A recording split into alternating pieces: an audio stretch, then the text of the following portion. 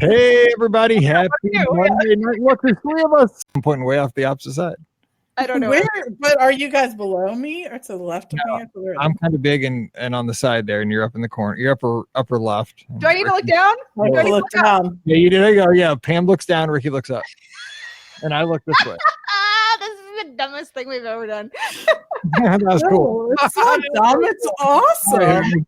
On three. Pam looks down, Rikki looks Okay. up. All right. Ready? Ready? 1, 2, 3. That's so cool.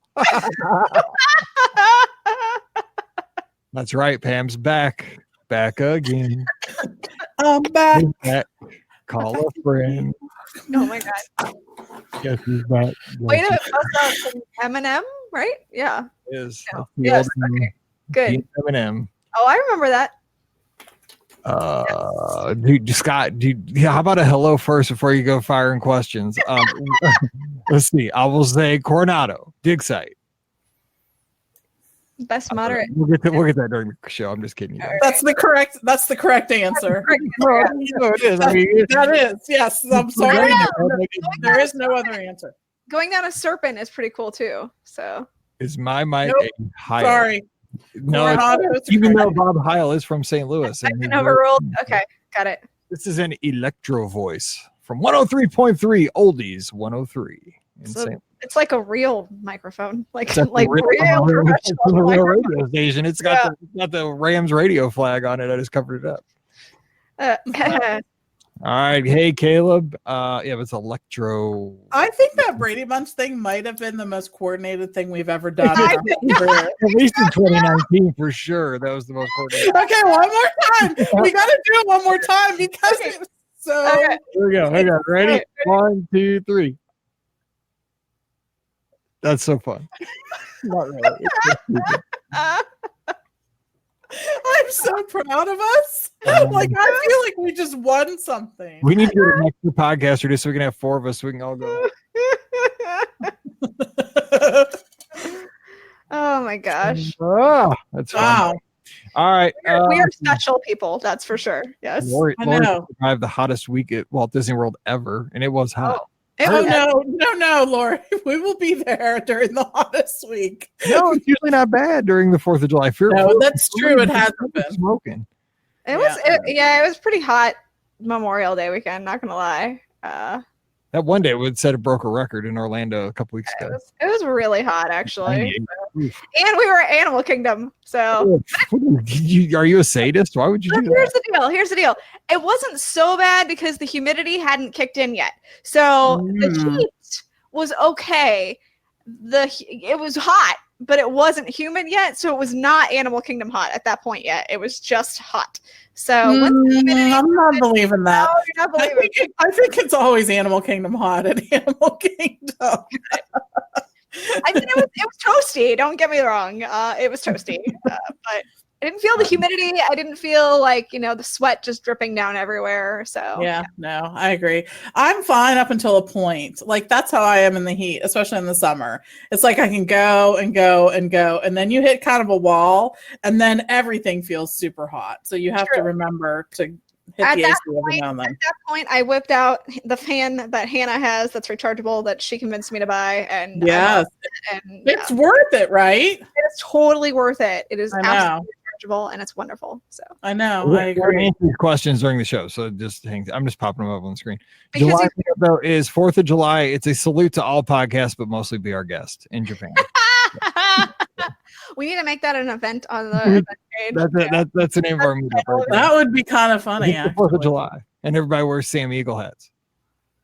Oh my god! Yeah, you got to wear one like who's the guy in the bathtub in the Carousel of Progress? Oh, no privacy at all. Oh yeah. Uncle Orville. Uncle Orville. See it all on this podcast. I'll find that hat on Amazon. I'm gonna have all kinds of hats for this trip. I'll be wearing all kinds of hats. I'm not going to wear any hats. No. I'll wear my ears. It holds your heat in. It holds the heat in your head. Jennifer, I love the new fireworks show for the Christmas program, for the Christmas party. It is awesome. It's a little long in parts, but the show is amazing. The finale was incredible. You know that they're putting out a new show, right? I know. I was just saying. I was pretending like I'd seen it. Oh, you're such joking. I'm like, what has happened? Like, what are you talking about? I was just joking. I don't know. I've never seen it. Okay, got it. I will though. Now I'm screwed though because like I wanted to go down and see the fireworks show for the Halloween party. I'm like, okay, going to the Halloween party this year. I'm going to make sure I'm down there for that. Then they said now I'm like, okay, Christmas party's got to do fireworks show. I'm like, dang it, now I got to pick. No, you can go during that one period of time where you can get the last Halloween show and first Christmas show. If Pam would let me, we'll see. Yeah. Good Okay, luck. we gotta get going. People are firing questions like we're like There's too many. Pam's here. Pam's here. I've been waiting for 3 weeks to ask these questions. I know they've been waiting for Pam Forrester. They're like, did you see us do that Brady Bunch thing? We don't have that much mind power left. We've already used it all. That's it. Okay. Here we go. Okay, we got levels. Here we go. So it's 1494.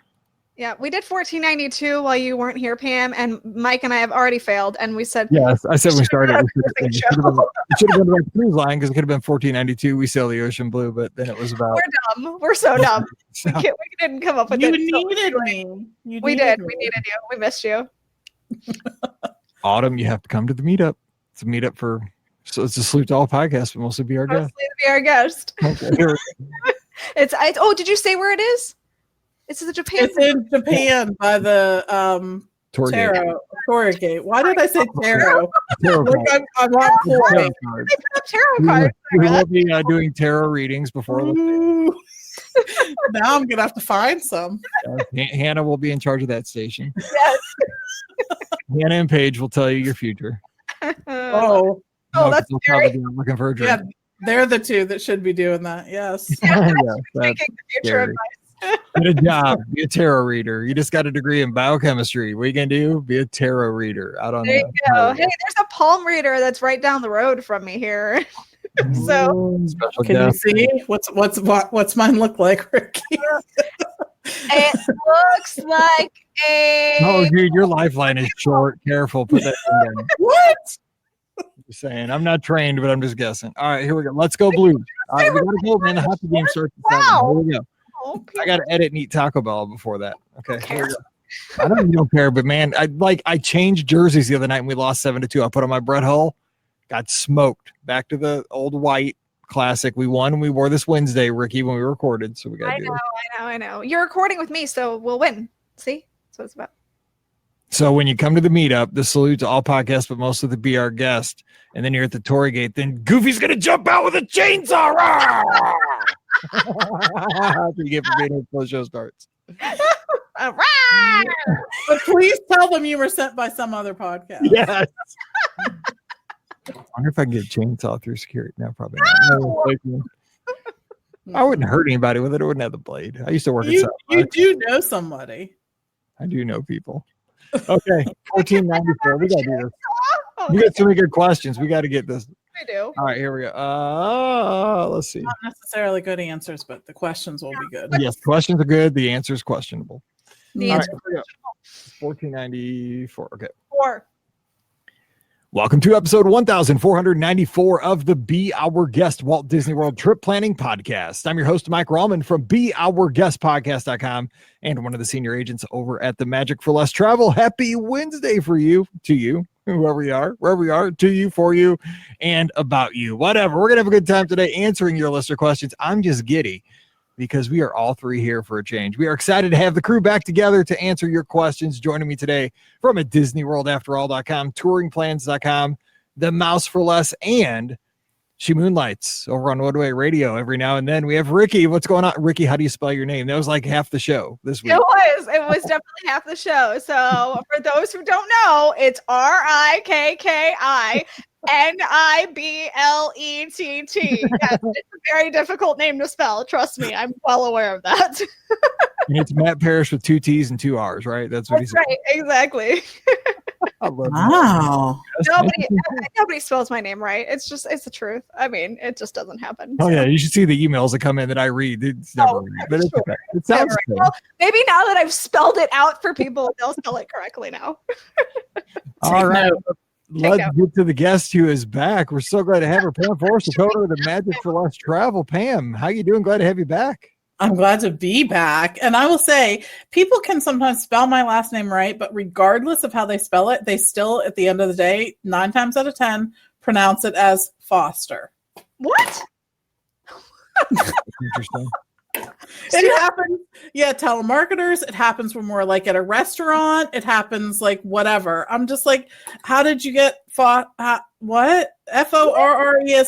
How'd you get Foster from that? Just wondering. No, that's not right. So double R's are silent, apparently. The best thing is my uncle one time he went to get a pizza and the guy called out pizza for nitwit and my uncle went right here.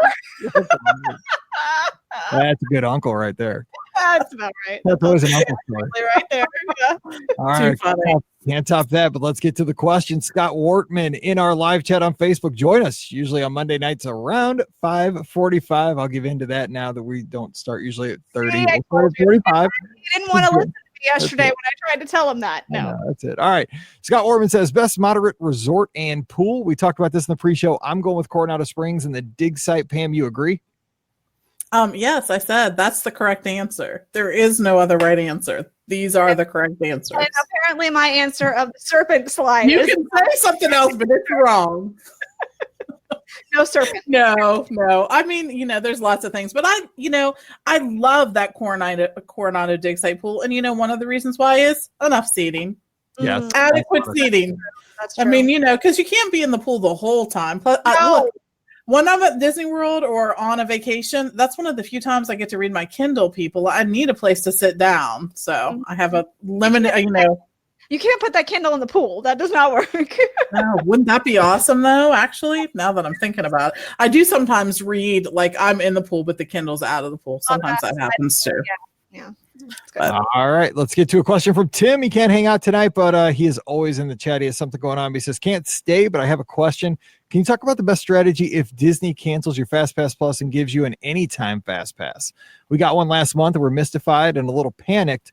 Good info to have, I think. All right, so let's talk about this because sometimes, say for example, a ride goes down. You have a Fastpass for Seven Dwarfs Mine Train.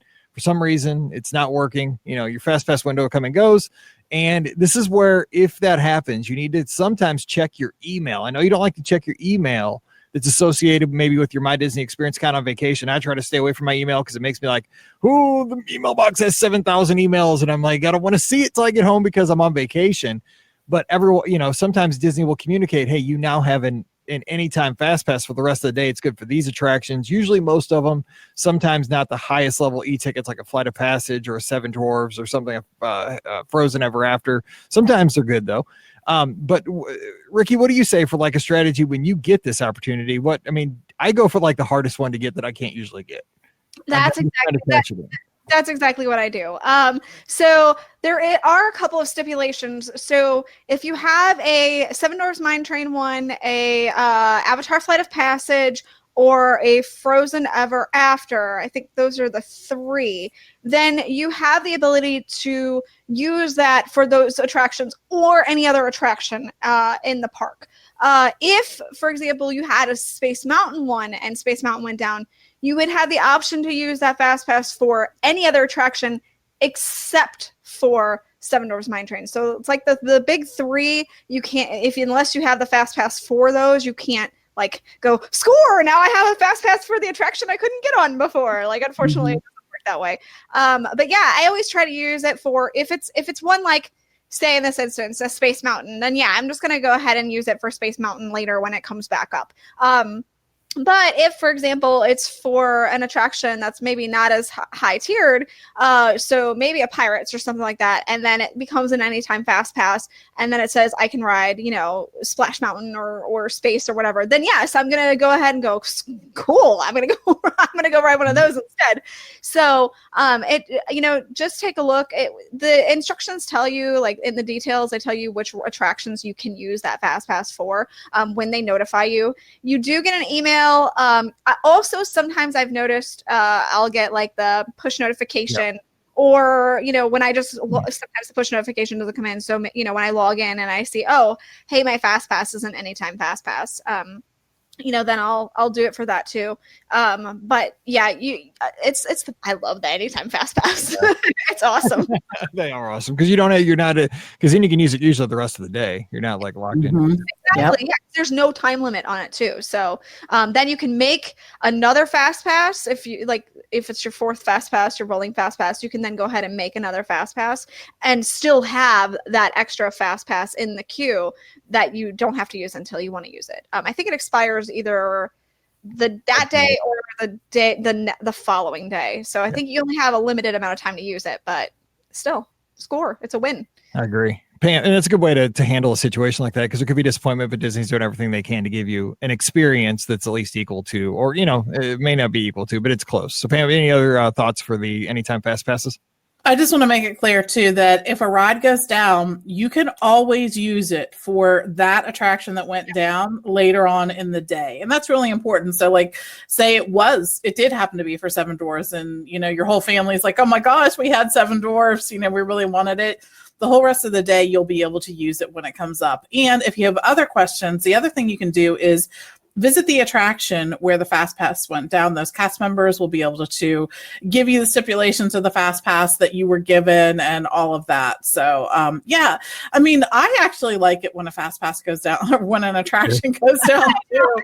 I know it's but the last time I was in Magic Kingdom, just to give you a sense of that, I was doing the rolling Fast Pass thing and I had gotten a Fast Pass for, I think, Jungle Cruise, maybe something like that, just like a mid attraction, something that I liked and I wanted to do. It wasn't, of course, my preferred one. Well, it went down, so then I was able to get Big Thunder Mountain. Yeah, exactly. I mean, it was like, oh, this was a no-brainer. And then you can get the Fast Pass for Jungle Cruise later again, too. So exactly, yeah, roll back around again. Yeah, exactly. So I really like it. I'm always like, yes, that it went down, but I mean, unless I have my day planned to a T, which folks, I don't. So, so yeah, I think it's a big win usually. All right. So Paul Hook in the live Facebook chat's got a question. Rikki, which Disneyland Paris rides are not to be missed and which ones that are in Walt Disney World are still worth it at Disneyland Paris? So what do you think? So I'm going to say all of them at Walt Disney World are still worth it at Disneyland Paris. They are all so, first of all, most of the attractions are the same. There are very few that are different. But my favorite attractions out of all of them that I did at Disneyland Paris were going to be at Disneyland Park. It was Big Thunder Mountain for sure. That was definitely my favorite. Hyperspace Mountain, which was awesome.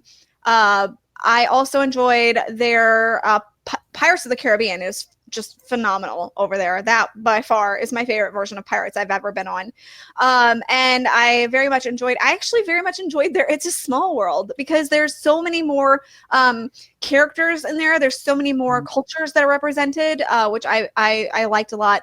I know for sure I would be saying Phantom Manor if I would be able to see it, but unfortunately it was closed while I was there. At the Walt Disney Studios Park over there, definitely the Ratatouille attraction. I think that's one. I know everybody loves Crush's Coaster. I thought it was fine. It's just a Wild Mouse coaster for the most part. And then I was, everything else is kind of like over there. So I know Rock and Roller Coaster is closing, so you're not going to be able to do that soon. Like I said, they're going to be doing some major renovations over at the Studios Park over there. So yeah, for now, there's not as many that I would say, but I'm sure there will be coming soon. All right. A question from Krista here in the live chat. This one will go for Pam. I have a dinner reservation for Sanaa, but I would rather eat in the lounge, I think. Do I cancel the resi and hope to get a table in the lounge or keep it and ask the hostess if we can sit in the lounge or something else I'm not thinking of? So what do you think? She's going to a restaurant, Sanaa, got a dinner reservation, but she prefers to have the lounge seating. What would you do? So I would go ahead then and cancel the reservation, really. And the reason is that if you don't, then you can, be asked to pay for that because it was sort of like a no-show. You didn't. Now, one of the, the cast member may actually, replace one with the other. But I'm saying I think what you should do is go ahead and cancel because some may not. Some are actually more sticklers about it than others. And so the thing is that if you go there and you end up sitting at the lounge, it may not count towards fulfilling that, that you sat in your seat. So I have rarely had a problem eating at the lounge. Now, every now and then, of course, there's a whole big family or a group in there, and it's probably me and a bunch of people I know. Then you probably all of us. Yeah. So no, every now and then you go in and that happens. So you can't totally bank on it. But like you, I like to being able to just roll up to the lounge at a time that's convenient for me. And usually I'm willing to wait a little bit. You know what I mean? Because I didn't have this ADR that I was sort of trying to plan my whole day around. So but I've rarely had a problem with that. And I would say that the dinner times, the heavier traffic times the lounge is obviously going to have the chance to be filled than, other times that are off. So just keep that in mind too. But I don't know. I might keep it though and just ask the hostess. I think she would count you as being there. You just went into the lounge. Wouldn't they? I mean, you showed up and you're at the same restaurant. You're just going to the lounge instead of the. Yeah, but you took a table. Yeah, that's true. But I still think. I think they probably would, but that it wouldn't be like if I'm reciting the rules, regulations, terms and conditions, and that little thing you click when you're going to accept cookies when you're on the site. I'm sure there's something in there about that. So. Read this. All that does now that they're on every website is that nobody reads any of them. Yeah, nobody reads it. No. Hello, but that's our government at work trying to protect us all the time. Thanks, GDPR over in Europe. All right, next we have Autumn Presswood in the live chat. First time going over the 4th of July. And remember, make it to our podcast meetup. It's a salute to all podcasts, but mostly the Be Our Guest podcast. Yes. And we're going to be in Japan July 4th, 8 o'clock. Be there. She says, we are planning Magic Kingdom on the 3rd, Epcot on the 4th. Do you think that's a good plan? Pam, that is the Forrester plan. That's tried and true. It is. It's been used for holidays that celebrated in the Walt Disney World for many, many, many years. And it's always worked for us. Go to the Magic Kingdom the night before the actual holiday and then go to Epcot the night of the actual holiday. Because Epcot is the one park where you don't feel like you may have someone actually standing on your shoulders or, I get a little bit of personal space. It's not my normal or my desired level of personal space, but it is some. So. I think this year I'm going to just hop on Mike's shoulders and that way I can see the show because, I'm so short, and B, just to invade his personal space in the most intense way possible. Actually, right now is my preferred personal space. I'm the only one in the entire basement as we record in the studio here, so that's preferred. So it's not optimal, but I'm just gonna hop on the shoulders. It's fine. Okay, wow. I'll be a salute to all podcasters, but mostly Rikki. Then I'd be giant for once in my life. I mean, I would be taller than I ever thought could be possible. And Matt Parrish would be behind me saying, "What are you doing putting a kid on your shoulders?" It's Rikki. Never mind. That's right.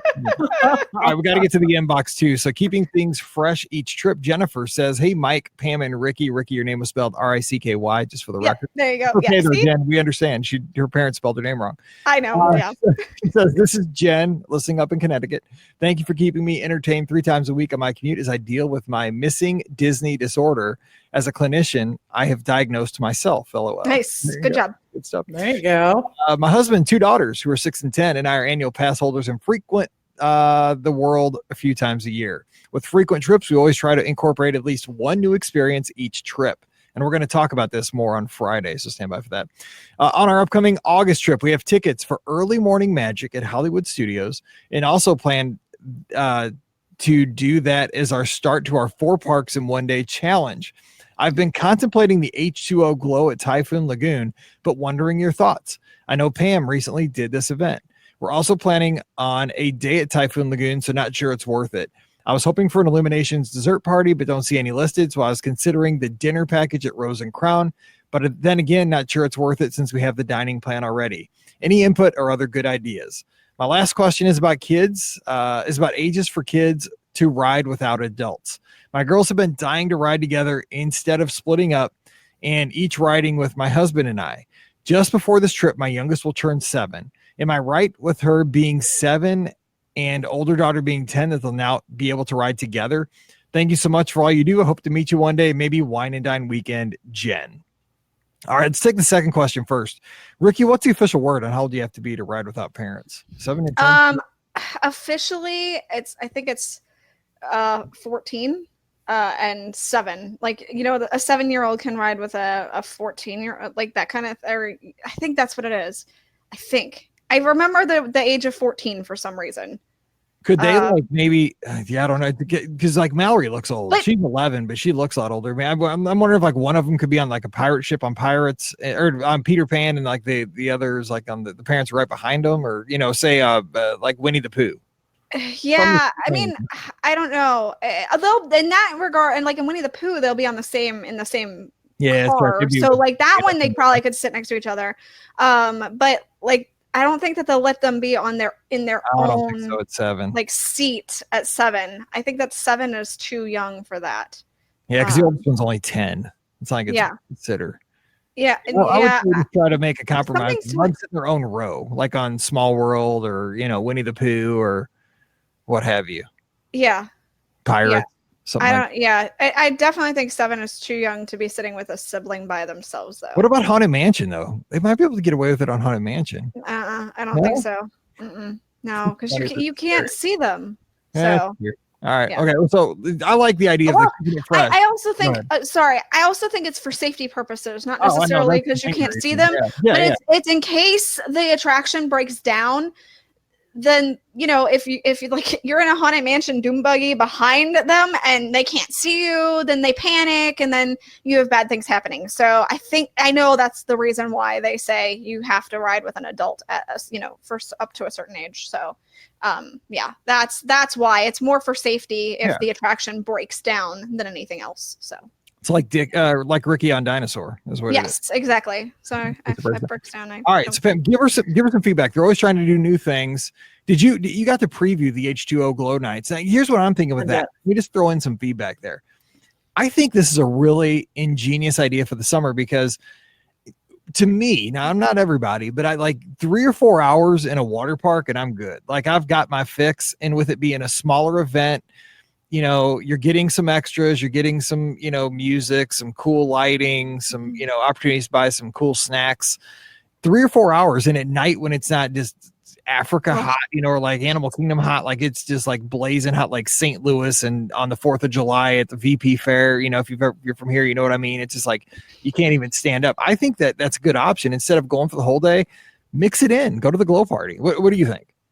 I agree. I think it's reasonably priced when you think about the different, the things. And there's actually some really unique things that you're only going to be able to do if you're attending one of the Glow Party nights. I mean, first of all, there's a lot of that food that's only going to be available during Glow Nights. That sparkly unicorny shake thing you do that I had, that's going to be there. But in addition, there's going to be, party T-Rex Partysaurus. Yes. So, hello, when else are you going to be able to see him? So that's a cool thing. And Forky is going to be there. Forky is a blow up, but Forky is there. So just so you know, for sure. But then I think actually there's a lot of cool things that Disney is doing after hours. So I'm going to bring up the Villain event that's happening after hours this year, which I think is really cool. It's Villains After Hours at the Magic Kingdom. And again, there's going to be things that you can only do and only see there. So you're going to still have the ability to experience the 20 attractions with little or no wait, right? But there's also going to be unlimited ice cream and popcorn and soda, blah, blah, blah, that kind of stuff. But there's going to be a brand new show, Villains Unite the Night. And Hades and Meg and a bunch of other. I know, right? Meg is my spirit animal. I love her so much. She is me. So, yes. It's awesome. I think that's really cool just to be able to do that. And the dragon from the show, from the parade, is going to be doing stuff. You'll be able to see her around the park, just riding down the street. I know. awesome. So for me, I might actually think about doing that. Now, this is only occurring June 6th through August 8th so far. Unless it's like popular, who knows? They may extend us. But I think that that's kind of a cool thing to do, and it's new. And not that many people have done it. And it's actually one of the first times that Disney has done that. And you know what happens after they roll it out for a little bit? The next time it comes back, it's a little more expensive. So yes, this is true. Yeah. Get in on the ground floor, my friends. That's true. Yeah. I've actually had a couple guests, come to me and book trips just to go to the Villains event. Like, that's awesome. Man, they had to go this summer now. That's pretty sweet. I mean, that's it looks really cool. Not gonna lie. I know. Yeah. I was actually just looking at that because after we're going to be there with everyone else, we're staying through to see Coronado opening up. Yes. Gran Destino. And I was just thinking, man, I wonder if I should book that because then you get to do all those attractions. So, anyways. Yeah. I don't think it's happening while we're all there. I think, right? If I remember. July 11th. That was the bummer. I thought about it too myself. I was like, oh, can we do it? Oh, no. I know. If I had 2 more days, I'm going to get Florida residency on this trip. So. I know. I feel like it. Yes. I couldn't believe I added 2 more as it is. We're going to have some fun on those 2 days, so that's good. All right. Anyway, Julie's got a question in the live chat. She says, staying at a split stay in February, we're definitely doing half at Animal Kingdom Lodge Jumbo. Which do you recommend for the other half, French Quarter or Riverside? It'll be my husband, myself, a 9-year-old son, and 6-year-old daughter. This will be our first moderate stay. All right. First of all, here's my tip. Always, and from way back in the day, people have been saying this, do the moderate first, do the deluxe second, just because you want to have the kind of the more intricate experience, the more deluxe experience at the end, I think, but these are pretty close. French Quarter, Riverside, 9-year-old son, 6-year-old daughter. Good thing is you kind of share everything as far as pools and stuff. I don't know. I'm not even going to answer this one. Pam, what would you pick? Because I don't know. There's not a really right answer. No, there isn't. But you know what? The last time we were down, I was actually just looking at my pictures and I noticed that we went over to French Quarter a couple times to eat in their food court. Yeah. At different places. And there's just something about that French Quarter food court. Now, in addition to all the other pluses of staying at French Quarter, and that is the fact that it's a smaller resort. It's really themed. Now, Riverside is themed too, but just being able to walk down those streets, you really sort of feel like you're in a very clean New Orleans. And I love, you got to look up at the little road signs. You got Rue de Bega and things like that. It's just a really cool thing. There's a lot of nods to New Orleans in that space. So I really like that. I love their little lobby area. It's just so kind of cool. And the food court's another reason. Now, the thing about Riverside is I like both the mansions and the Bayou rooms. In fact, I think the Bayou area is a little more themed than the mansions. You also have access to not just the main pool, which is like an old watering hole, but you also have a bunch of quiet pools too, which that may be important for you as well. The other nod though to French Quarter is they have a really cool small children's playground area at the pool there. It's a water play area and it's very cool. It's one of the nicer ones on Disney property. So I never help with things like this. Never. I always just make the decision more difficult. So well, it's because like we're going down and staying at Riverside for 3 nights before the cruise, just to be in and settled and all that stuff. And I just want to have a couple days with like my family, and we're gonna kind of just relax and have some pool time. But I picked Riverside because you get 2 pools. It's a good deal, and you get we can do 1 day over at French Quarter, chill out there. 1 day at Old Man Island, chill out there. 2 great pools, and that way. I'm big on Disney Springs. I want to catch that boat down the Sassagoula and have dinner. And plus you got, boat rides it's hidden gem. People don't talk about boat rides. I've had 2 good meals in a row there. Pam, I know you were there with me that one time. I know you're not going to write home about that restaurant, but it's nice to have on site. No, I think it's a good, honestly, the thing about boat rates that I think is so good is, first of all, it's a 1 credit meal if you're using the dining plan. And there are lots of great things from which you can choose. So that's a big nod for there. It has food that I think there's dishes that are familiar enough or, to people who maybe consider themselves a little bit more picky, but then they also have things for people who are a little more, anxious to try something different. So I think it's absolutely a great location too. Yeah, I think I had jambalaya there for the first time and it was good. I'd never had it. But I mean, Right. it was cool eating it there because it fit the theme of the whole experience. You know, you're at Riverside, you're seeing the boat, and it was fun. All right. Sure. Next question from Tim Madden says, we're doing a cruise this fall, staying at the hotel at MCO like we have in the past, but getting in early enough to hit Disney Springs for the afternoon or evening. What is the best transportation for two between the airport and Disney Springs? So I did Uber. I mean, you're going to pay probably between, I think I got from Wilderness Lodge to the airport for $39 after the Star Wars race. And we were down there last April, Pam. Now I know I paid $70 to get from the airport to a Disney Springs hotel back at the beginning of May because it was surge pricing because of just every cheerleader in North America was claiming luggage right next to me. So I would say, you know, I mean, time's money. There's you know, you can schedule like a private, you know, shuttle or something like that, but I would just Uber and just eat it, and probably $45 maybe in a tip. Each way? Each way. Yeah, each way. Yeah. Yeah. I mean, I think if that's what you want to do. Car. I mean, for one. No. Well, you're there. They're staying at the airport, right? That's what they said? Yeah, you could get a car. You could get a rental car for the day a lot cheaper than that. I get them all the time for ridiculously low rates at the Orlando airport. So I might look into that rental car option. You might get a car for like $30 for the day that you could just drive it over. Yeah, cheaper. That's exactly what I would do. I would absolutely get a rental car. I think that would be way cheaper. But there's only certain locations that you can drop it off. So Alamo and National are going to be the ones. But they're staying at the airport. They're driving back to the airport.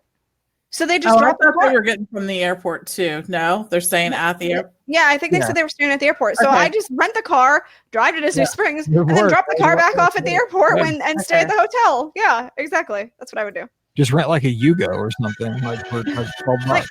Like the complete, like the compact economy car, just, you know, something with crank windows. You don't even have to have anything fancy. Just Shut up, my Jeep has crank windows. What are you talking about? Of course it does. I know. The whole doors come off when it gets hot. So there you go. You know, the door lock that you have to use with your finger, not the not automatic locks. We're making fun of my car, Ricky. All right, Justin, my good buddy's got a question. He says, money is absolutely an issue, but should I upgrade my Coronado room to a tower room during my Galaxy's Edge trip during Labor Day week? Remember, I'm going to have to take out a small business loan to pay for all the stuff that I'll buy in the land. Good luck and have fun making that lightsaber. I think I just need someone to enable me. All right, so I'm going to go to the chief enabler in charge here, Pam Forster. Yes, that's correct. Give the 7 reasons why he should move to the tower and get the deluxe lightsaber while he's there. And one of those droids. Hello, are you forgetting the droid? Yeah, you may as well bring home R2D2 for $25K. Right. Absolutely. Yeah, that droid. Yeah, absolutely. So, anyways, I'm dying that I'm the chief enabler. I actually would like that as my title, the chief enabler. There you go. So, anyways, yeah. So here's the thing that's going to be cool about Gran Destino Towers. First of all, it's going to be brand new, and I will tell you, there is just something about staying at a brand new kind of, even if it's just brand new rooms, right? Yeah. And these rooms, you know, they look really nice. So I think it's just going to be a cool experience. You're going to want to eat at Toledo's up at the top. And I know you could say anywhere and eat there, but there's going to be something cool about just riding the elevator up to this new location. It's going to have spectacular views. It really and truly is.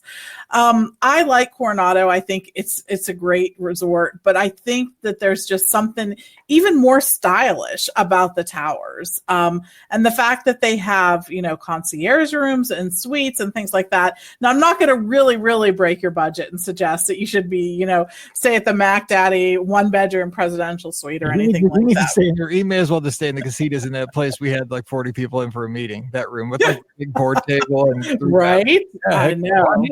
That was cool. Yeah. But anyways, but I think you're going to I think sometimes if you're like me, if you stayed at one of the regular rooms every day when you walk past Gran Destino Towers, you're going to be thinking to yourself, shoot, I wish I would have stayed there. FOMO. I know, right? Because it's going to be all new. And you're going to walk into your room. It's going to smell new. It's going to look new. It's going to feel new. So it's just going to be a fun thing. And how often can you say you're one of the first people to stay at the resort? So love that. You got in on the ground floor, even That's though right. even though you're on level 7. That's right. Yeah, no, I would splurge. It's really, I mean, if you look, I've been looking at the prices for like the tower standard view. Like, it's a few bucks a night more than like a standard view regular room. It's not a big deal. I thought it'd be a bigger difference than it is. I mean, by a lot. Right. Not. All right, next. I just said it's not. You know what's in the elephant's trunk? It's not. It's not. Anyway, Eric. Has anyone here seen Yeehaw Bob? I feel like he's almost got a secret little cult. No, I think what it is with Yeehaw Bob, I've seen him many times. I'm friends with him. We're friends in the fact we wish each other happy birthday and stuff on Facebook and communicate from now and then. And I feel like I'm his go-to guy when it comes to the bird and the nest and the egg. And that's I gotta run around. Yes, you are. Every time I'm there. I just think this gentleman is an amazing talent. He's a great guy, and he does a lot for charity. He's over. If you don't know, he's always over at Give Kids the World doing free shows for families. He's also spends his summer doing programs at the local libraries and stuff for outreach for kids.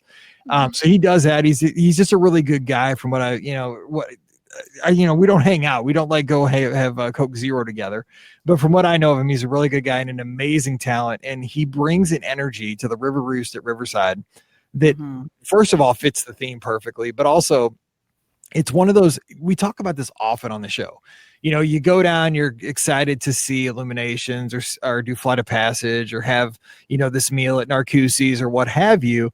But many of the memories that I have, like of tears streaming down my face because I'm laughing so hard, or I'm sore because I was doing, the YMCA and I threw my shoulder out or something. It's the entertainment, and it's Bob. He's by himself. It's him and a piano, and he brings the house down at Riverside every time I've been there. So, I would say if you've never done that, go by and see one of his shows, usually Wednesday through Saturday nights around 8:00 at the River Roost. And also Teresa's mentioning Bob is going to be at the Indy Disney meet September 21 in Indianapolis. Yes, he is. And we're lucky to see them. I mean, that we get to see him in even a really cool setting outside of Disney World. I think that's the great thing about seeing Bob at the Indy Disney meet. So yeah, he is. He's a great entertainer. He totally cracks me up.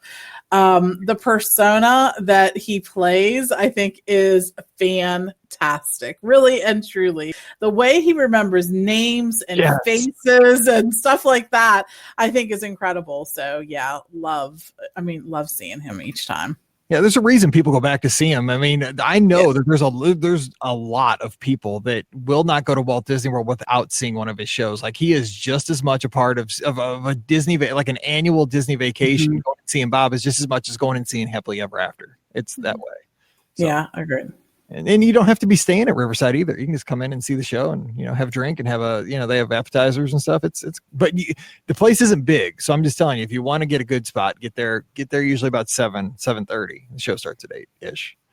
Okay. Sarah's got a question. Hey, Rikki and Pam. Well, I'm not here. That's good. Sucker.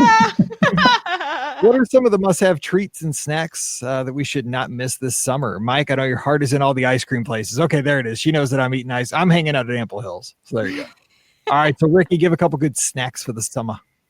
All right, so they have just a ton of them that they just keep rolling out. I feel like I just keep finding out a new one every single day. The ones that I tried most recently while I was down there were the Bugs and Grub ice cream sandwich. I saw that. That looks so cool. So this was at Disney's Animal Kingdom. It's available at the ice cream truck in Anandapur, as well as Trilo Bites. It is a green cone with now it comes with chocolate ice cream, but you can do either vanilla or swirl too, and then it gets coated in cookie dust, chocolate cookie dust, and then it has gummy worm, and it has a chocolate ladybug. This was really good. I will say it melts really fast. Ask for a cup or two, because you're gonna need it. It will get all over. Also, don't wear a white dress. So That's probably a good tip. I usually try to avoid the white dress on days. Yeah, that's a good call. Yeah. So just know that that's a huge mess. But it was good. I also did the celebration push pop. That's available at the Magic Kingdom. I will say it's very tiny for the price. However, I thought it was the cake is so it's like celebration cake, like funfetti cake, and then it has some like icing mixed in and stuff like that, and sprinkles. Again, really good. I wish the price was a little less because it's priced more for the novelty than anything else. But I really liked the flavor of it. And I also tried the Mickey and Minnie whoopie pies that they have at Columbia Harbor House. I thought that those were just okay. They were a little dry, actually, in my opinion. But they look like Mickey and Minnie. They're kind of cute. So those are the things that I just tried on my most recent visit. All right, Pam, any other suggestions for summer snacks?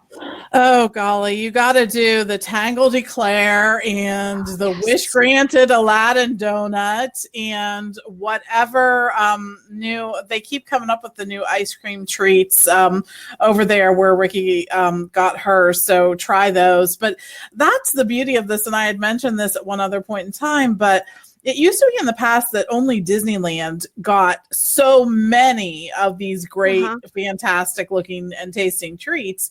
But this summer, Disney World has really rolled out their carpet and sort of said, you know what? We're in the food game now. We're in the cool looking food game. Absolutely. Yes. So I think that's really cool. There's also the giant Mickey donut. It comes in either white you can or use pink. The snack credit for, by the way, $8.99, and it's a huge donut. Like, this is something you will share. Do not eat the whole thing yourself.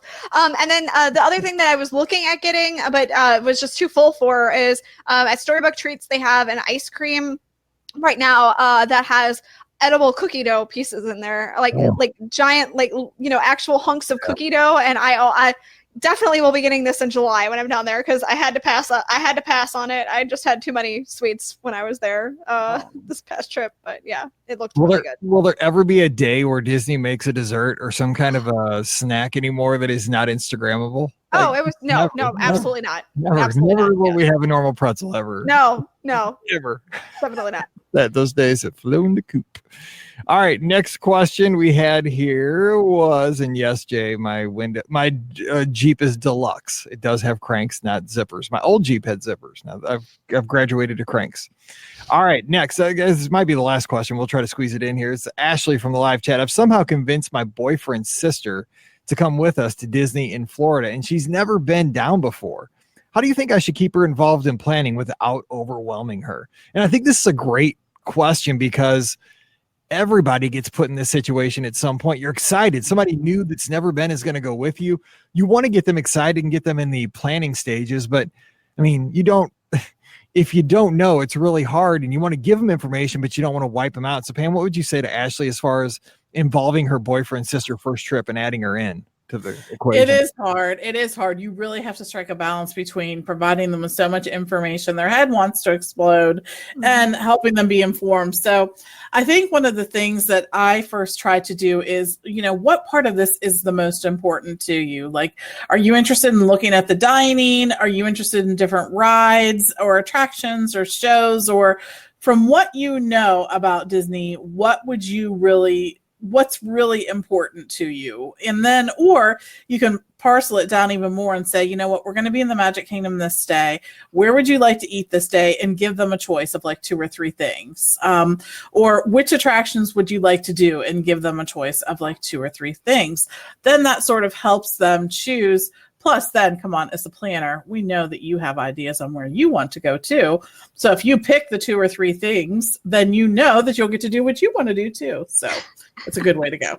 And my big thing is I just say throw resources at them, not a ton of resources, but general resources like websites, podcast or 2, BRGS podcast, blogs. But I mean, don't give them like a list of 50, give them like 2 or 3 good ones that are general, not super specific ones. Or Rikki, any final thoughts on that? I think Pam is exactly right. You don't want to give them too many choices because it's just going to blow their mind. So I think, getting a feel of what type of experience that they're looking about having, whether they are looking at shows or, whether they are looking for thrill rides, when I took my mother-in-law, for the first time, I kind of knew that she didn't want to choose go on the thrill rides. So I kind of tailored the attractions that we did based off of what I knew that she would want to do. So that's kind of the best advice that I have, is really kind of look at what they're kind of thinking about, of what their comfort level is, and then go from there. I think that's really going to be extremely helpful. All right. Well, thanks to everybody who joined us in the live Facebook chat. You guys had great questions today. We didn't get to all of them, but we are going to get to them next week. So come on back for that. If you have questions, Mike at beourguestpodcast.com. We pull them from the inbox as well. But great questions today. It was a lot of fun talking about all these topics. Now I need to go get a snack. I need ice cream with cookie dough somewhere. Yes. Anyway, today's show brought to you by our friends over at virtualmickey.com, home of great apps like Theme Park News Disney Edition. Rikki, what are we reading about this week on Theme Park News Disney Edition? Lots of news. Lots of news, and the one thing I would like to talk about is how guests can now meet Bo Peep from Toy Story 4 at Toy Story Land at Disney's Hollywood Studios. Bo Peep's a little unsettling, not gonna lie. Porcelain. Her face is a little off-putting. But if you'd like to meet off-putting Bo Peep, you can do so now. She's meeting with Woody a lot most of the time, although I have seen some pictures of her by herself. But yeah, go meet unsettling Bo Peep. You know what? Like, you see those pictures of like Mickey and Minnie from like the 70s. I mean, wouldn't that be classic to have a picture with one of those like scary Mickeys from back in the day? Like, I survived that. I mean, come on. Yeah, I just don't know what it is. Like, I know she's got a different sheen because she's porcelain. She's porcelain, and like, because she was a lamp. So I didn't know that. Well, she was like on a lamp. Like, I think that's what she was, right? Like, she was on a lamp, if I remember right. The genie was in a lamp, is what. No, from the first movie, I think she was like attached to a lamp. And her sheep were like next to her. So I don't know if it's the porcelain face that she has, or if it's the eyes that are just off. I'm not entirely sure which one it is, but yes, Eric, she looks like one of the. Well, my brother actually said she looks like one of the characters from The Purge. So. I don't know if I'd go that far, but yeah, she kind of looks a little just off. So there you go. We're selling it right now. Get to Toy Story. Go meet Purge Bo Peep. Wow. Well, make your own decision. Check out the pictures. Theme Park News Disney Edition. It's a free app for your iOS device. Grab it now at virtualmickey.com. Also support the show with our Amazon affiliate link. It's beourguestpodcast.com/Amazon. Really, it does help support the show, even the small purchases. So please do bookmark it on all your devices and use it often. beourguestpodcast.com/Amazon. A couple quick announcements. We're having that meetup 4th of July at Epcot, Japan, 8 o'clock. Be there. Salute to all podcasts, but mostly the Be Our Guest. And of course, we got the Double Dip Castaway Key 5K Challenge, which if you're running with us on Castaway Key, make sure you sign up. $5 to get in on that. If you're cruising with us, only $20 to do the virtual 5Ks and get that awesome medal. All the details are on the right-hand side at beourguestpodcast.com, so sign up today. Give us a follow on the Instagram and Twitter at BeOurGuestPod and at BeOurGuestMike, and drop by the Facebook group at facebook.com/BeOurGuestPodcast. All right, all that stuff's out of the way is to say we're going to be back on Friday talking about all the new stuff happening at Walt Disney World. If you want to do something new, there's plenty to do in the next 6 months. We're going to talk about it on Friday's show. So for Pam and Rikki, I'm Mike, wishing you a great Wednesday. Time to head back to work, and we'll see you real soon. All right, let me save that one. Good questions, everybody, and hang tight. They were. That was $14.94. Man, those snacks sounded so good. Yes, they are good. There's so many right now, like Pam was saying. Like, I just feel like there's just so many. And you know what? You can't forget about it. I know it's not fancy, but that churro ice cream sandwich at Sleepy Hollow. Do they still have that? Yeah, they do. I saw one when I was down there in May. Okay. Dude, you got to eat that thing fast because like the churro's hot and like the ice cream. I mean, it's a big, you may as well just pour it on you. Like, and just like, you're going to be needing a bath, but it's, who cares? It's so good. Because we had one last summer. It was so good. All right, let's see here. Go Bees. That means go Blues, Megan. Let's go Blues. Let's go Blues. All right, let's do this. $14.95. Because John Hamm roots for the Blues. I know. I love it that he does too. I don't even know anything he's in, but I know they always He show was in him. Mad Men. I never saw that. I need know to you watch never saw that. that. I think I like that kind of stuff, like the mid-century stuff. So I Yeah. that. Yeah, he was in Mad Men. TV.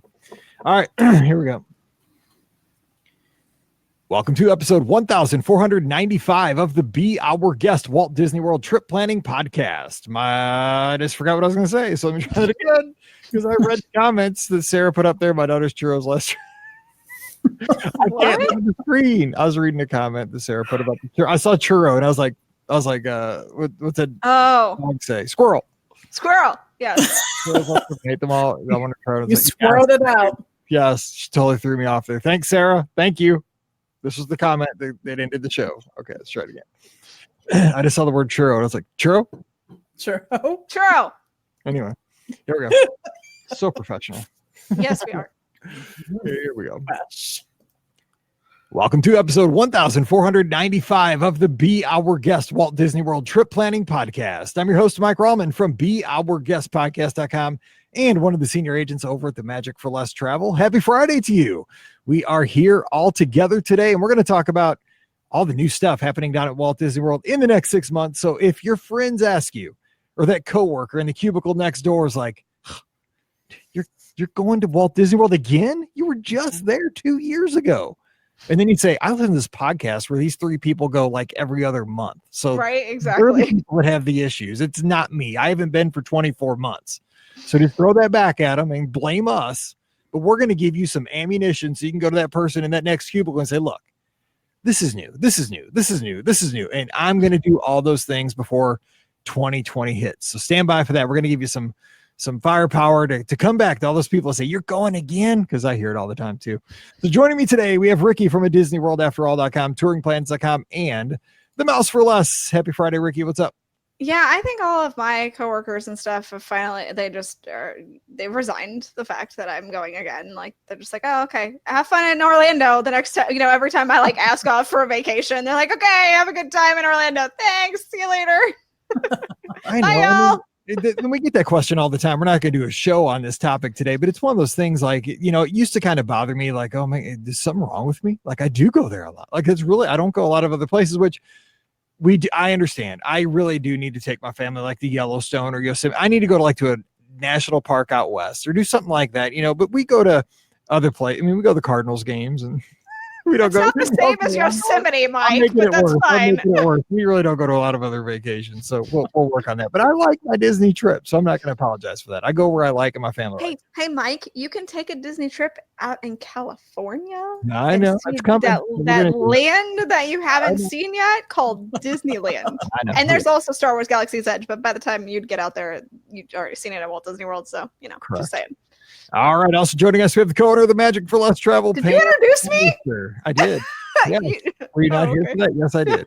Apparently, I don't pay attention. Rikki wants to be introduced twice. We're not having it. Pam, what's going on? Happy Friday. Whatever, Rikki. Sorry. I don't pay attention. Rikki wants to be introduced 2 or 3 times, and she wants the rest of us to just be like, nope, not us. It's all Rikki. All Rikki all the time. 3 Rikki introductions, none for Pam and Mike, but it's fine. We'll do whatever. Sorry. Happy Friday. Aren't you glad it's Friday? I mean, even, yes. I'm always glad it's Friday. So, and it's summer, and I know a lot of kids are starting to get out of school now. So that's awesome. Fun. It's been summer for like 3 weeks here. It's crazy in the Midwest. You guys get out early. We do. I know. Hang in there if you're on the East Coast. I know you're close. All right. Today we are going to talk about it, like we talked about at the top, all the new stuff that's been announced for new fireworks shows to new hard ticket events. We have new snacks. We have overlays during the holiday season. We have seriously, because we know that if you're listening to our show, we have a lot of folks that have never traveled to Walt Disney World before, and you're getting your feet wet, you're getting the taste, and we appreciate that. And we try to do a good job of answering questions on Wednesdays that will help you there, and also on Fridays too. But today we're going to talk about, all the new stuff. If you've been many times, it's always fun to encounter something, and maybe it isn't like something that's new in the last 2 or 3 days. It could be something that's new in the last year that you haven't had a chance to see. Like Rikki, I know that I was listening to Wedway Radio, which is one of my favorite shows. I love Matt and Nate. If he would ever come back and do the show again, I know he will at some point probably. And you were on there talking with them this past week, and you mentioned something that it's not really new, but it's that quick little bird show at the Tree of Life, where the macaws or whatever those red birds, they fly in over you, and they're all there. They sit on a perch, and then all of a sudden they take off, and I don't know where they go, but they go somewhere, and it's just cool. Like, you just walk away, you're like, that wasn't a long show, it wasn't anything spectacular, it was just awesome. Like, you just walk away, you're like, that was awesome. Okay, now I'm going to do something else. So it didn't take my whole day, but it was fun. So that kind of stuff. Well, tell us about that show real quick, and then let's talk about some new stuff. So it's called Winged Encounters, and it's not a show that many people know about because it's really is like, it's so short. It lasts like 5, maybe 10 minutes, and it only happens at certain times. I think at least in the beginning of the day, it's like every on the half hour, every hour or something like that. Like, that's when I caught it. And I know that there were rumors that it was going to be going away, but I'm pretty sure I saw it on the day that was rumored to be going away, and they were still talking about it and advertising it. So, saying, hey, make sure you hashtag with Winged Encounters. So I'm pretty sure it's not going away. But anyway, the show is basically, they have the birds come fly in, and then they land on the perch or around in the area. And then they talk about the birds, and they are macaws, and so they talk about some of the challenges that macaws have and things like that. And then the show, the finale of the show ends with the birds all taking off all at once and flying back over your head. And it's just the coolest thing you can possibly experience. I took some video. It will be up on the Mouse for Less when I get the chance to edit all the multitude of videos that I took when I was there for Memorial Day weekend. So I did take some video. Look for that here soon-ish on the Mouse for Less to see what this amazing show actually looks like in person, because it's a gorgeous show that hardly anybody talks about, but when you see it, you're just like, wow, that's so cool. And it does take that edutainment aspect into it, because they do teach you, and it's perfect for kids, it's perfect for adults. It's a great show. Yeah, it's crazy, because I just I walked away from it like it was awesome, and I walked away like, God, I can't believe they can train the birds to do that. Like, it was like, I saw the Blue Angels at Epcot. Yeah. And I saw like the birds at the Animal Kingdom. Yeah. You saw Flight all the time. And I want to answer Eric's question. He says, is Disney now asking you to do hashtags in their shows? Tacky if they are. Winged Encounters is actually not Disney. It is Disney, but it's actually a outside company that does the show. So that's why they're asking you to hashtag it. So they are the same people, I think, that do the bird show in the Up a Great Bird Adventure. I'm not 100% sure of that one, but I do know that that's an outside company as well. So I think they're the same one, but they are. Yeah. So they're an outside company that comes in and does the shows. So that's why. Because you got to be highly trained. To train animals like that, I guess. Yeah. You couldn't just absolutely. All right, so let's make the show, because we're not going to get to everything in 40 minutes that's happening in the next 6 months and new stuff. But Pam, let's talk about the things that have been announced that we're most excited about that are happening in the next 6 months. So when you've got to taste some of the stuff at that media preview a few weeks back, but we had a fireworks show announced today as we're recording for Mickey's Very Merry Christmas Party, and we have a new one coming to the Halloween party as well. But what do you say, like, what are you most excited for the next 6 months, new things? Well, so one of the things is that they have so many new restaurants coming in, and I'm really looking forward to Toledo's, which is going to be on top of the Gran Destino Towers. And that is something that we talked about on Wednesday's show, but it's going to have not only great food, because it does, the menus are out there now. It's food that has sort of a Spanish flair, but it's going to have fantastic views when you think about all the different locations you're going to be able to see from that high up at the Coronado. And the Coronado is really sort of a centrally located resort, if you think about it. It's very close to Hollywood Studios, which makes it close to Epcot, which makes it not that far away from Magic Kingdom, which means that Animal Kingdom is the other way. So I think you're going to have some fantastic views from there. So I'm really looking forward to that. But we also have the opportunity to try Three Bridges at Coronado, right? Yeah, I'm more excited for that than Toledo's, actually. Because I love Geyser Point, and it just like they took Geyser Point, like plus they did. Yeah, absolutely. And it's a great location. They're going to have lots of opportunities to be in an open air kind of setting. So I really like that too.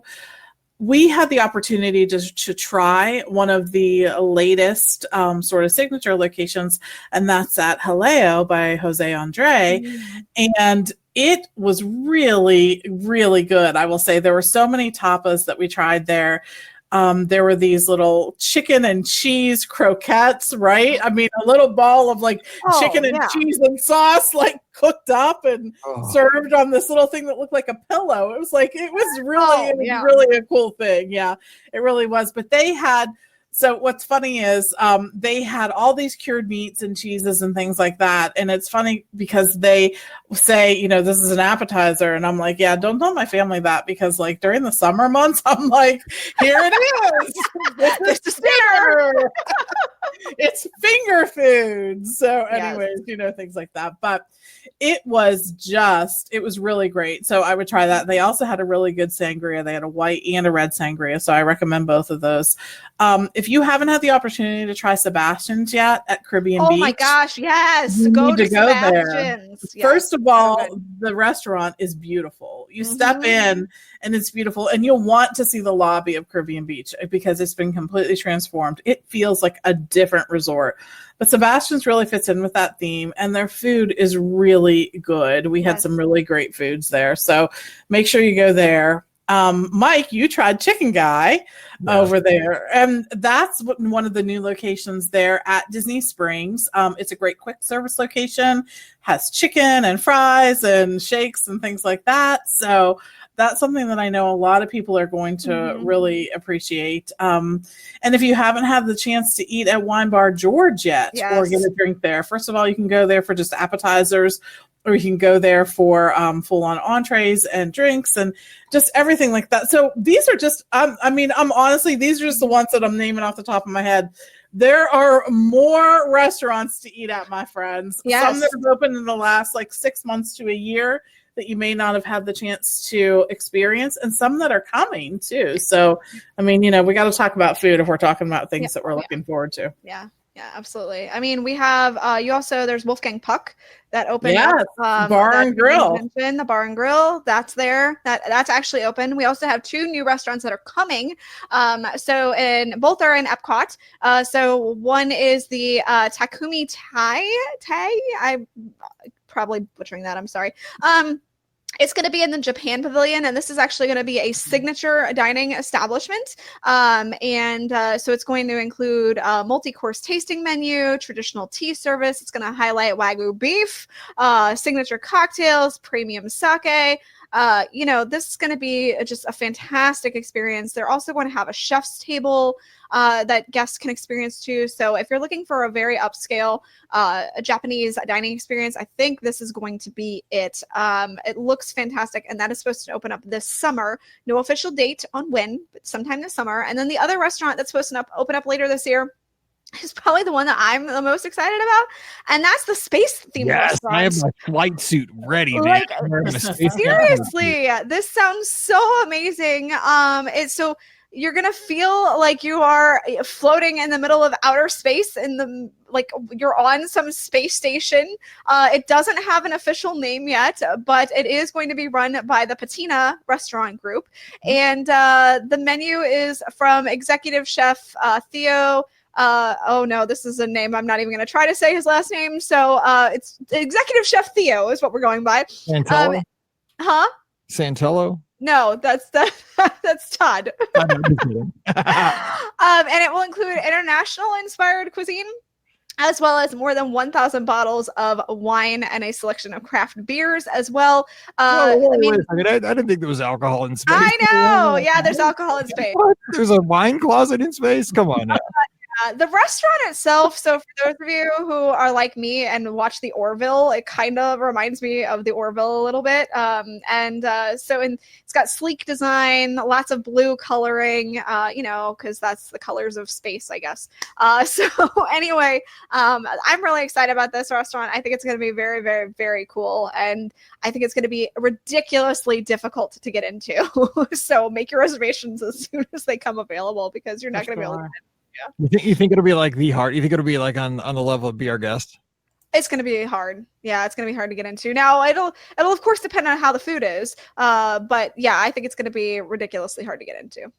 I can't wait. I see that is one thing I'm super jazzed for. The signature meal in Japan, I'd love to do it. Probably too expensive for my taste. When I hear signature, I usually don't do signature, but that space one, obviously, I'm a space nut, worked at space camp, stuff like that. So I'm in on that. I'm hoping because of its location, maybe like some people won't know about it. Maybe it'll be kind of, I don't think it'll be it won't be a hidden gem, but I mean, like, Be Our Guest is like named after like a world famous podcast. You know what I'm saying? Well, It's like, exactly. Yeah. No, I'm just kidding. Yeah. It's actually named after, a song in a pretty popular movie in the middle of Fantasyland. I'm just, the space restaurant's kind of off by itself. Maybe let's all make a pact. Nobody talk about it. Don't tell. I wonder if it'll be like the Living Seas, though. Like you don't, or the Coral Reef. Like a lot of people. The name of the place. It ain't I can't even come up with the name. No, I meant to say the Coral Reef at the Living Seas, but the Living Seas came out first. So I wonder if it'll be like that, like a place that people in the know kind of know about, but random guests won't kind of come upon. But I'm sure they are going to make it as easy as possible to find. Like there's going to be giant neon signs pointing space station right here. That's true. Yeah, those 60 satellites that Musk set up, they'll be shooting. Yeah, exactly. Wouldn't it be cool if we're in space and we just see Elon Musk's car just go? Yeah, going through. Yeah. I love it. That'd be cool. All right, so we talked dining. Now I'm starving and can't wait to be in the space restaurant. But Rikki, we have lots of opportunities for special events, like hard ticket events, villains you can meet. You can go to H2O Glow Nights. You can go to the Halloween party with new offerings, Christmas party with new offerings, early morning offerings. I mean, we can't touch all of them, but really, and again, here's my quick opinion on these hard ticket events. They don't bother me unless they really start to cut into the park hours for the general public, which they don't too much yet. Yeah. If they're extra things, I have no problem with it because I can take them, I can leave them, whatever. But there are some cool opportunities for people this summer and moving forward into Christmas season. Absolutely. I think the ones that are the most like inconvenient are like the Christmas and Halloween party, because they do close the Magic Kingdom at like 7:00 or a little bit earlier than that for regular guests. So those are probably the most inconvenient. But yeah, for the most part, all these extra events I've heard nothing but great things about all of them that have been added. You do have the Disney After Hours event, which, I just hear such fantastic things. It takes place in the evening for 3 hours after the park closes, and you get unlimited bottled beverages and popcorn and ice cream and things like that. The attractions have very minimal waits to them, if any wait at all. Again, I haven't been able to take advantage of this yet because it just doesn't ever line up with my trips. Now I know we'll be there in July, so I'm still kind of looking to see if I can fit one of them into the vacation that we're taking, but we'll see. So those are really cool. You also have the early morning magic hours, which it takes place usually from like 7:45 in the morning until about 10-ish. So you will be in the park with other guests once the park opens at 9 or 8, depending on whatever time the park officially opens. But it's really cool because you're in a select land, and then you get that land to yourself for the first the hour and a half or so. So it's in Toy Story Land, or you have the option of Pandora, or you have the option of a Fantasyland. And then you get a breakfast option with that as well. So it's kind of nice because you get food with it as well as the attractions that you get to do. So it's kind of a twofer, which is really awesome. If you're going to get breakfast anyway, so I mean, you might as well pay a little extra. And if you can get up in the morning, now I know I can't, but you might as well pay that extra and get on some attractions as well, especially for those harder to get on attractions, which is what this kind of, focuses on. So good tips. And you can get up early. You just choose not to. Yes, correct. That's correct. I am on vacation and I choose not to. Yes. Get up early. You will. No, I will not. All right. So with all these events, I mean, because it used to be like, we had the Christmas party, we had the Halloween party, and that was it for hard ticket events. Mm-hmm. Now we have just like a menu of, you like villains, try this. You like Toy Story. If you're really into Toy Story, go there. You like, there's so many options. So what advice do you give to somebody who's trying to plus their trip a little bit and maybe take advantage of an event like this? So I think you're right. We do have a greater menu, if you will, of extra things that you can purchase. You don't have to purchase, add to it the dessert parties and things like that. Oh, yeah.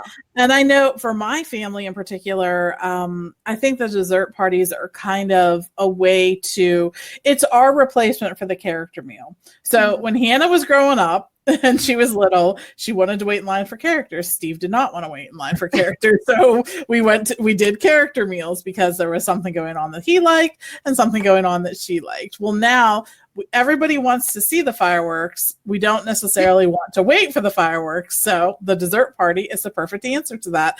And I also feel like, in a way, it also gives me more time in the parks because you can roll up at a certain time for the dessert party, right? I'm not staking out. I don't necessarily have to stake out something hours in advance. And even if I am going to be there hours in advance, I'm getting a meal. So it's not a bad gig. And I like that. For us, for my family, that's money well spent. That may not be for your family. So I think what you need to do is narrow it down to what is important for your family and how will your party benefit from it. Will you benefit from, say, one of the dining packages where you don't have to reserve Rivers of Light with a Fastpass, or you don't have to reserve Fantasmic with a Fastpass because you're getting it with your dining package? Or will you have the option of not having to wait for fireworks or an evening show? Or will you have extra time in the parks? Whatever is the most important for your family, you'll be able to find something to add to that. Yeah, there's something to be said for convenience and time. I mean, I know that there's a cost to all those things, but sometimes just it makes everybody happy. And, you're on vacation, and I know Disney vacations are not cheap, but it's one of those things like you can really, you can make a memory. Like you get to feel like a VIP for a fireworks show. Having dessert in a special area, that's kind of fun. You would do it every night, but this will maybe one night.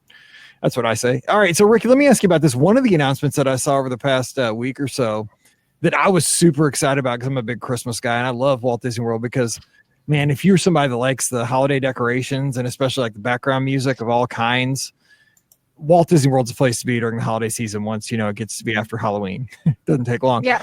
But they're going to add them to the Animal Kingdom this time for the first time, which I think the Animal Kingdom is a beautiful park. And if they always make the one thing about the decorations of the Animal Kingdom and in the, the whatever they do to highlight the park is that it always fits in with the culture and the climate of the area. So I'm really excited with what I'm thinking they're going to do this fall, this Christmas. Hello? You there? Hello. Did I lose Mike? You're there. I see you. Hello. Can you hear us, Rikki?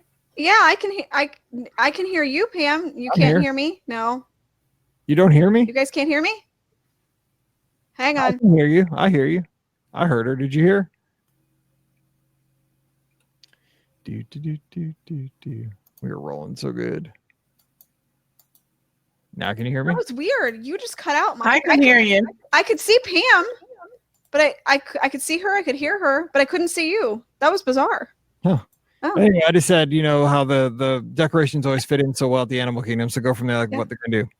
So I am so excited about this. I think that the Animal Kingdom is a park that has needed, decorations. I mean, they have some great ones. Don't get me wrong. I absolutely love that big tree that's in the front with all the animal masks and things like that. But I feel like the rest of the park just had kind of minimal decorations. And so with them adding some great decorations this year, I feel like we're really getting a good holiday experience for the park. So we're going to be in Discovery Island. We're going to see some animal-inspired luminaries on the rooftops, as well as some lanterns in the shape of birds. We're going to see, during the daytime, these artisan-sculpted life-size puppets, which is kind of interesting. They're going to be like winter animals, like foxes and penguins and polar bears and reindeer. Nice. I like it because it's unusual. I like it. It is. It's definitely unusual. And then at night, the rooftops are going to glow. So the luminaries that are up on top are going to glow and the birds are going to glow and things like that. And also there's going to be a brand new Tree of Life Awakening show that takes place, and it's kind of going to be themed around wintry tales. So that's kind of cool too. I love that they keep updating the Tree of Life Awakening show. I think that that's a great thing. Just saw the one with the Lion King and thought it was fantastic over Memorial Day weekend. Then in Pandora, they're going to get in on the holiday fun with kitschy decor. So they're going to combine vintage pieces from Earth with handcrafted materials from the indigenous Pandora. So I'm really curious to see how those kind of two things will get tied together. In Harambe, they're going to have the performers do holiday-inspired shows, which is going to be really nice to see, as well as inside Tusker House, Mickey and his pals will spread holiday cheer, which I'm going to guess means that they will be probably dressed with some sort of holiday decor on them as well. In Asia, they're going to have the celebration of Diwali. So at the A Great Bird Adventure, they're going to include Diwali in that. There's also going to be glowing flowers and lanterns as well. That's, I think, part of Diwali as well there. And then in Dinoland USA, are you ready for this one? Yeah, they're going to put a Santa hat on Donald Duck, right? They're going to put a Santa hat on Donald Duck, absolutely. So they're going to use colorful holiday decorations in the style of Donald Duck and all his pals. There you go. In honor of Donald's Dino Bash, as well as, of course, a holiday hoopla dance party with Chip and Dale at the Truckosaurus. Woo! Yes, you got to have the dance party in there. So yeah, yeah, it's fine in Dino Land. They still can't figure out what they want that land to do, but that's fine. Yeah, they totally have no clue. No clue. They're making it weirder and weirder with every iteration that they have. Yes. Because it's a stretch there. Yes, The duck comes from the dinosaur and all that. That's I know. That's what it is, though. The duck. Birds descended from dinosaurs, and that is why Donald is in Dinoland USA. I can't make this up. This is exactly what it is. Got to get Launchpad McQuack or whatever his name. Yeah, I had the most fun interaction with Launchpad over Memorial Day weekend. He wanted to run away with me, and he wanted nothing to do with Brian. He wanted Brian to go away, and he just kept kissing my hand and kept drawing hearts at me and things like that. So he just he wanted to run away with me. I'm just saying. The duck's a player. He is a player. Pam, but when I heard this announcement, though, I want to get your feedback on this because I like this because it seems like sometimes, and I'm glad Disney isn't doing it in this case, and we'll see because we haven't seen it come to fruition yet, but like they're going all in on these decorations at Animal Kingdom. It's not like a Magic Kingdom where they decorate Main Street USA. It's so amazing. It's a postcard. It's amazing. Mm-hmm. But then once you clear Main Street, you don't see a whole lot of decorations. It's not celebrated throughout the park too much. So, I think they're going all in. Spam, do you think, you expecting that? What did you think when you heard this announcement? I am. And so I kind of picture it like Hollywood Studios. Like they used to decorate, to some degree, right?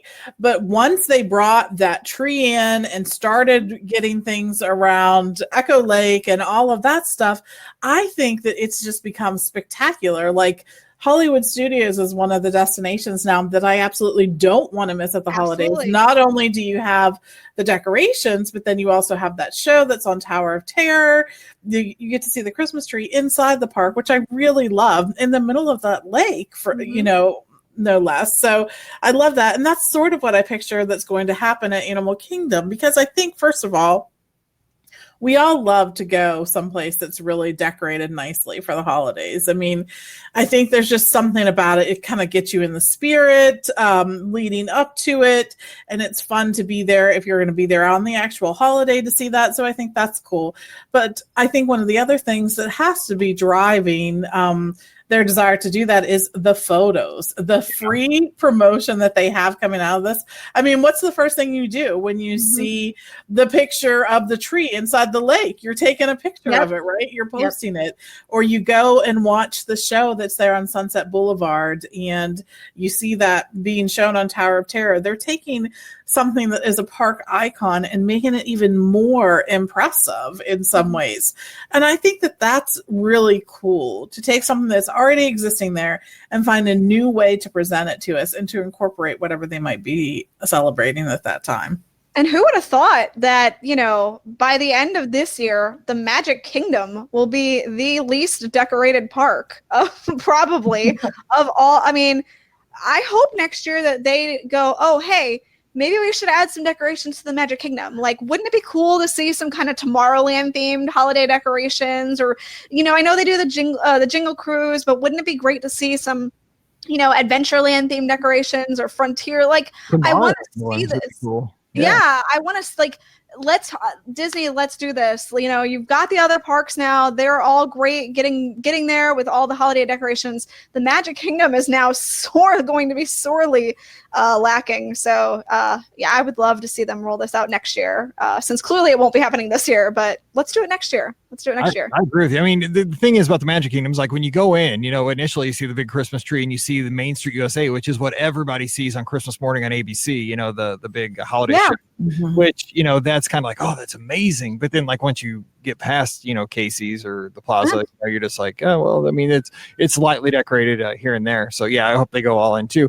And what last thing on this at the Animal Kingdom is that I'm excited for Harambe, like you said, because I picture it kind of being like, at Epcot with the holidays around the world, you kind of get involved in how different cultures celebrate the holiday differently. I think that I'm hoping, and it sounds like they will kind of incorporate the African holiday traditions and kind of educate you, but also give you some really cool entertainment at the same time. That's what I'm hoping for.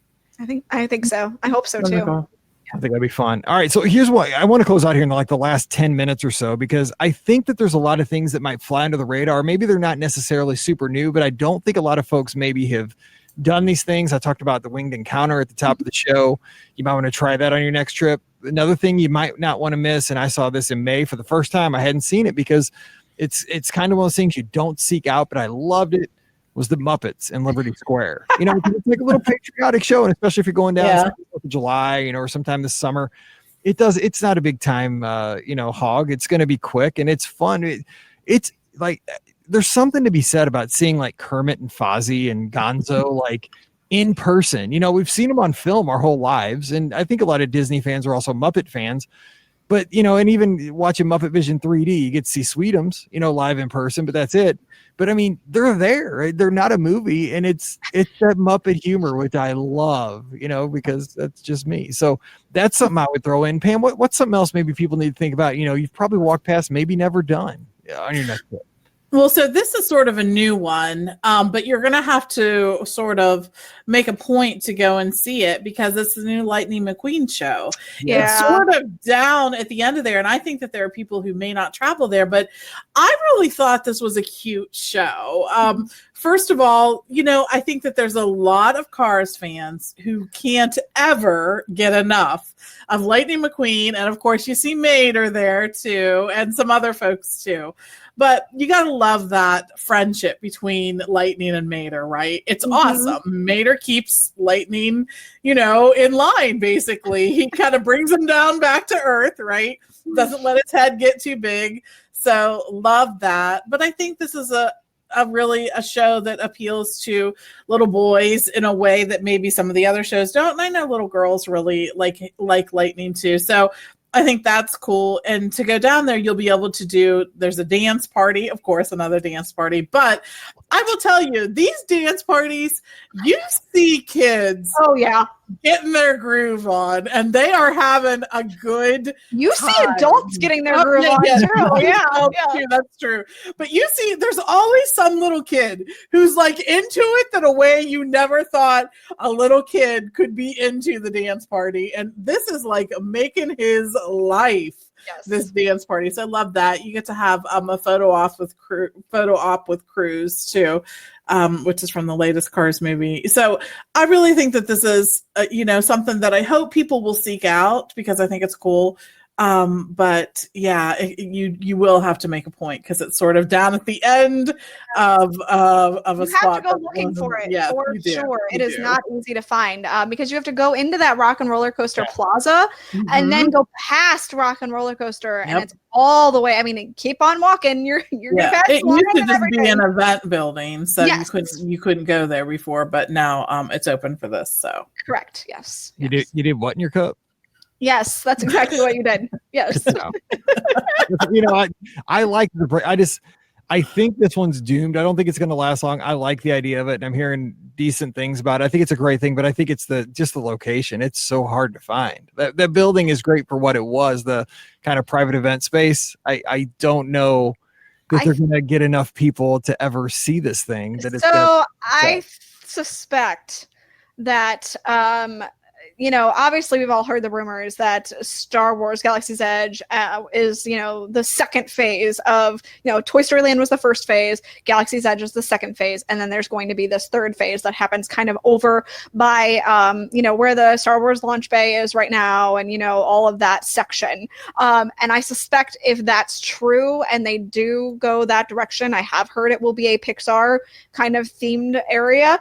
So then they can connect that to that area, I think, where Lightning McQueen's Racing Academy is, then that will circle back in, and I think then it will be a full loop. It's just not there now. I mean, they were looking to add capacity for when Galaxy's Edge opens, so they had that space, so let's open this now while we can, and then once we add that, third expansion that I'm thinking is going to be happening, sometime, then everything will tie in together as a nice circle. So for now it's weird, but I don't think that will be the case in 10 years when we're talking about the park. So, see, this is the difference, guys. I don't have WDI on my phone like Rikki. I mean, I don't either. I'm guessing, that launch bay can't stay forever. I mean, once they open Galaxy's Edge, like that's kind of stupid to have. So, I don't know. Easy. I'm sorry. It just is. Glad to have you with all that. It's wasted space at that point. Like, let's go. Yeah. Okay. So I've mentioned a couple things. Pam mentioned Lightning McQueen. Rikki, what are some, something else maybe that people have walked past or something that's new that you want to try? So I have two that one is already open, and that is the new Rivers of Light show that has debuted at Disney's Animal Kingdom called Rivers of Light. We Are One. In this show, they have added some Disney stories as well as some of the characters from the Disney nature films. So the show has the original score mixed in with some Disney songs as well. It's not as Disney-fied as I think people maybe had hoped it would be. There's definitely some Disney aspects in it. But I saw it, like I said, I had trouble seeing. The water screens are still very difficult to see, which I know has been a gigantic problem. I also had a pole kind of in my way, so like I could only see the other side of the water screen and not so that was kind of unfortunate for me. But the show itself, I mean, I do feel like it's still maybe a little disjointed. But if you are going to the park, I don't think, and you want to see the nighttime show, I absolutely don't think that you should miss it. I think that you should see it and come up with your own opinion on it as well. So, if you want to go see the show, do that. Again, like I said, I saw the Tree of Life Awakening with the new Lion King section. I thought that was fantastic. They did a really great job with that. The last thing I'm going to talk about is this summer. And this is one of those things where you're like, what are you doing, Disney? And then I look at my husband and I'm like, oh, well, I'm going to have to go here. So there's the NBA experience that is coming to Disney Springs, and it officially opens on August 12th. And I know that a lot of people are in my boat going, Disney, what are you doing? But then I look at my husband, who is like a huge NBA fan, and I'm just like, okay, I get it. You're doing it for him. So, or, the kiddos who are fans of the NBA. But tickets are on sale now. Like I said, it opens on August 12th. And this experience is going to let guests kind of experience what it's like to be an NBA or WNBA player. So you're going to be able to practice your dunking skills. You're going to be able to... Pam and I talked about this. There's going to be a lot of dudes my age pulling hamstrings. Like, it needs to be sponsored by Celebration Hospital, because I'll be like, I can dunk. It's not my junior year to pep assembly anymore. Exactly. Yes. You're going to be able to dribble and see how well you do that. You're going to be able to take, so this is the one that I think is the most fun. You're going to be able to take a large slingshot and shoot a ball through hoops of various heights. That I'm in for. I'm all in. There you go. I don't know what kind of NBA basketball that is, but let's go for it. I'm in. Let's go. Like Survivor. Oh my gosh. You're going to be able to do some combined drills and get real-time feedback. You're going to be able to... It's the combine. I'm sorry, combine. I don't know basketball. I just know what Brian tells me. You're going to be able to do trivia. You're going to be able to do see the Hall of Champions. You're going to be able to see if you can be a ref. Mike, it's your calling. I'm just saying. So you're going to be able to... Here's what you say. I've been seeing this commercial all during the NHL Stanley Cup Finals. Hey, ref, check your voicemail. You've missed a few calls. Yes, exactly. There's a couple of new short films that are going to be there. You're going to see what it's like to be drafted in the league. You're going to get to have your own championship MVP trophy to hold. And there's also an arcade area. So if you are a killer at Pop-A-Shot, like I am, I'm actually decent at Pop-A-Shot, which is weird. You can go do that or some other like basketball inspired games. And of course they'll have like video game of NBA 2K and NBA Live and stuff like that. So anyway, this is a thing. Tickets are $34 for ages 10 and older and $29 for ages 3 to 9. So do know that this is an athletic experience. So don't come in your flip-flops. Make sure you're wearing actual tennis shoes or something like that, and you're not wearing your sundress like I would be wearing. You're actually wearing actual clothes that are suitable for basketball. I think the thing was going to be, I mean, if you don't know, like we're in a market in St. Louis, we used to have a basketball team. Actually, the Atlanta Hawks used to be the St. Louis Yes, Hawks. they did. Yes. So they have a sign up that says the St. Louis Hawks cool. in the thing because they wanted something. When they were here. Yeah.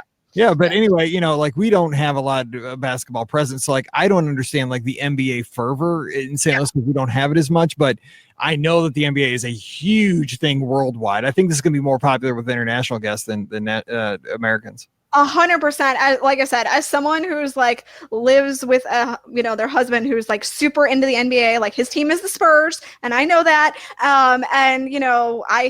He buys the NBA package, watches every Spurs game that's possibly on. He tells me all about the fact that, the international players are super revered. I think that the international side of things, which a lot of people don't think of because the NBA seems like it's such a, national sport, but it really is. National Basketball Association. Exactly. Yeah. Really is an international sport because so many of the players come to play for the NBA that are from other countries. So I think it's going to be a huge international presence that we just don't know about as of right now. So I would have never picked Brian as being like a big NBA fan. Oh my gosh, he is a huge NBA fan. Matter of fact, there's this story that I tell that before Brian and I met, he was like right in high school or right out of high school. He actually like flew down by himself to San Antonio to go see a Spurs game. And, that's legitimately what he did. Like he just left his parents and was like, I'm going to go down to San Antonio for the weekend or whatever. And flew down for the game. Brian has so many layers to him. Not only does he do that, he's like the international man of mystery. He really is. Scott and I were running the Dopey Challenge, the half marathon that morning. We're running down World Drive right before the toll gates at Magic Kingdom. We're like, who's that guy over there weaving in and out of the cones? We're running the center of the road. We get up to him with Brian. We're like, whoa. Yes, he is. He's definitely the man of mystery. Nobody would think that he's into basketball, but he's absolutely like all in. That is his sport for sure. Yeah. I love Brian. He's so I'm gonna have to go do the NBA experience, which I'm not looking forward to, but as a good wife, I guess I'll go do it. So I have to pay $40 or whatever it is to go to the NBA experience for myself. $34 plus tax. So yeah, $40. Buy the video. That's all I'm saying. Oh, there will be video, I promise. Yes.